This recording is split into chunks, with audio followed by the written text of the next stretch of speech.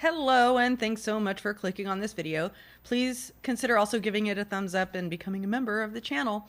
Today I'm here to give my take on Meghan and Harry through the lens of whether their 6-part Netflix documentary series was a PR win for them or not. Did it help Meghan and Harry's public images in the way they wanted it to?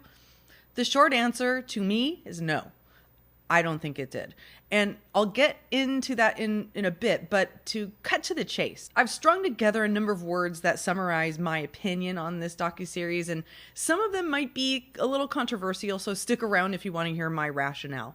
Here are the adjectives I would use to describe this docuseries. I think it's an indulgent, tone-deaf, overprivileged, self-absorbed, personal, retaliatory, and unfair hit piece that does evoke sympathy for Meghan and Harry's experiences, but wastes many opportunities to do the good that they are trying to do or saying that they're trying to do. Now, before I go any further, I'm going to recommend that you watch the series before watching my video because I can't play clips from it and I'm not going to give a play-by-play summary of each episode of the series. I'm just going to jump right into my commentary about it. At this point, you might be saying, where does she get off with these strong opinions? And that's honestly fair because this may be the first time you're clicking on one of my videos. I feel qualified to make these assessments and opinions because I spent 25 years helping to manage the reputations of many people who were treated and thought of as American royalty.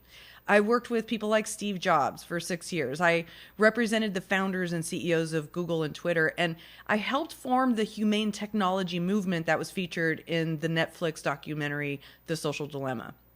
Now I'm a YouTuber like many other people, partially because my mental illness rendered me unable to work full-time. And my long history of dealing with this mental illness has given me insights into people's behavioral patterns and how those behaviors play out using social media.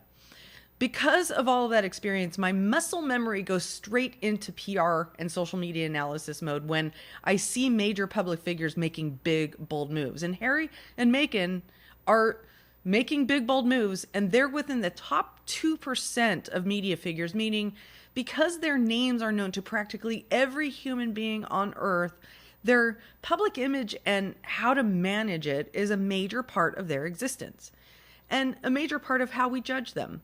I think with this docuseries, Meghan and Harry were attempting to be more liked and sympathetic, and I believe that if that was their goal, they missed the mark. It's not that I don't believe they deserve any kind of sympathy or to be liked, it's that if they want those things, they're going about it the wrong way. In this docuseries, I see a couple who feel deeply wounded by the way they've been treated by the royal institution, the press, and social media, and are trying to shed light on that horrible experience by telling their stories. I believe they want to come off as activists who care about things such as racism and sexism and misogyny and mental illness, but miss the opportunity to further that message and activism by making their pain and hurt and who they blame for it the center of the story. Now, don't get me wrong, I have immense sympathy for the hurt and pain they've experienced. At the same time, I can see the role they've both played in creating that painful dynamic. And a lot of it was by trying to control something they don't have the power to control. They can't control an ancient royal institution's traditions, and they can't control other people's opinions about them. They also can't control an ancient cycle of press buildups and takedowns that have been around since Kingdom Come, and then blame those ancient cycles on their closest family members while trying to come off as likable and sympathetic. In reality, Meghan and Harry are going through what every public figure goes through on a small scale or a massive scale, but they're going through it on a massive scale because of their connection to the royal family and the massive media attention that's built into that.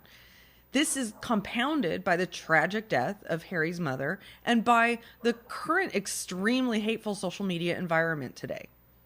The hot buttons of hate and misogyny are just tools that are used today by the most hateful, sadistic people to attack anyone out of favor. Now, let's face it, if Princess Diana were in her Princess of Wales heyday today, in the era of social media, Twitter and TikTok and all of that, she would also be attacked on social media, and she'd go through those ebb and flows just like everybody else. And the worst haters would use whatever they thought they could use to tear her down, whatever is the hot topic in the moment. It was already happening in the tabloid media before she died, so it would have been even worse on social media. And that's the exact thing that Meghan and Harry are going through right now, and they make many, many comparisons to Diana's experience and tragic death. I believe that Harry is still incredibly traumatized by anything related to his mother's death and is deathly afraid that his wife and family will suffer the same fate. I think this fear and this trauma colors his judgment and makes everything seem different and bigger to him, and also connects directly back to the royal family, which was also blamed in large part for Diana's death. But as Harry knows, he's a public figure, and by nature, public figures are judged more closely on the way they respond to scrutiny than when they are riding on the high time pedestal. Rather than responding to the scrutiny and bullying and harassment on its face, they're taking the unbelievable, gargantuan step forward, an unlikely step forward, of blaming it all on their closest family members, some of which are beloved by millions of people and are institutionally incapable of responding to these bombastic accusations. This is where they lose the sympathy of the audience. Anyone who's watched long-term press cycles of any public figure or major corporation knows that it's very normal for the press to put them on a pedestal for a short period of time, only to tear them down for another period of time, then to build them back up. And now that anyone has the ability to build a platform on social media, some of us have endured this in a much smaller scale and know that it's a normal part of the indoctrination process. It's very hard to process the first time you go through it, either as an individual or as a major public figure or corporation. Because their names and their power, though, Meghan and Harry had an unprecedented opportunity to set the record straight and shed light on the issues that affect their large constituency and also affected them. They instead used that opportunity to complain and point fingers. So in my view, this series will incite an even more unprecedented amount of backlash on them, which is the direct opposite of what they were aiming for. Now, I'm not here to say there's no harassment and there's no racism. I'm here to say that Meghan and Harry are going through a down press cycle that has created a lot of social media hate, and the worst haters will use everything in their arsenal to incite more hate. These days, racism is a hot button issue. So is, sexuality and misogyny. So people who are inclined to hate anyway will take advantage of Meghan's heritage as a way to attack her, rather than addressing racism as the abhorrent, unacceptable way that racism became systematized over the year. They throw it back as a fireball at their family to escalate this media war. How does that help?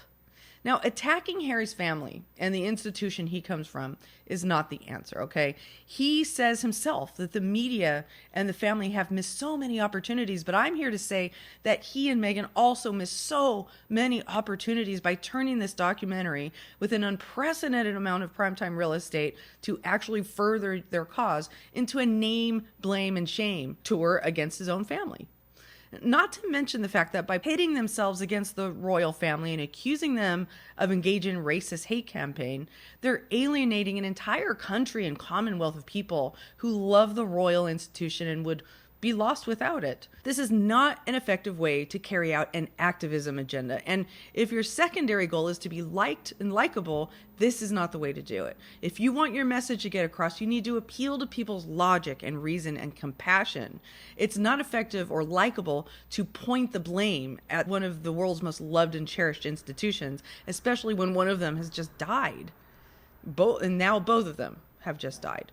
And I have to point out that in the midst of complaining about bullying, it's a rather bullying move, unequal and unfair, to star in a 6-part docu-series where you make explosive allegations about your family when you know that they're institutionally incapable of responding. You know they can't come out with their own voices to dispute what you're saying. And that's why it's so unfair. And another reason we lose sympathy for them in the process of watching this series. It also doesn't evoke a lot of sympathy when you're able to display over and over again the privileged life that you have. When you're bullied and harassed and feel unsafe, Tyler Perry gives you an entire mansion to live in. Most of us don't have these opportunities or privileges. It's not that you don't deserve to have those opportunities and privileges is that it's very tone deaf to try to be a spokesperson for those issues when you show over and over again how your privilege has come to the rescue in situations when most other people have nothing and no one to come to their rescue. In my opinion, this 6-part docu-series could have been one 90-minute movie using the themes from the episode 6 as a primary storytelling tool. Spending 15 minutes on hearing Meghan's struggles in life, then spend the next hour and 15 minutes shedding light on how similar issues of racism, misogyny, and mental illness should be seen and dealt with on a global scale, not just for you. As it plays out right now, it has the same vibe as Amber Heard's defamatory allegations against Johnny Depp, painting herself as a victim while more severely victimizing the person she's accusing. And that's how it comes across to me. I want to dedicate a future video to the role of Chris Boozy and Bot Sentinel because the role of social media and the data surrounding it is a major part of Harry and Meghan's narrative, and they could not have picked a more controversial social media expert to make their case for them. I wonder how they thought that a guy who is paid by Amber Heard to look like a victim on social media would also want to give this guy money to try to make them look like victims on social media. I mean, how has that worked out for Amber Heard? That was yet another emotionally driven and tone-deaf move, in my opinion, so watch out for a future video just on that topic. Thanks so much for watching. Let me know what you think in the comments below, and in the meantime, please be kind wherever you are, online or offline. Peace out.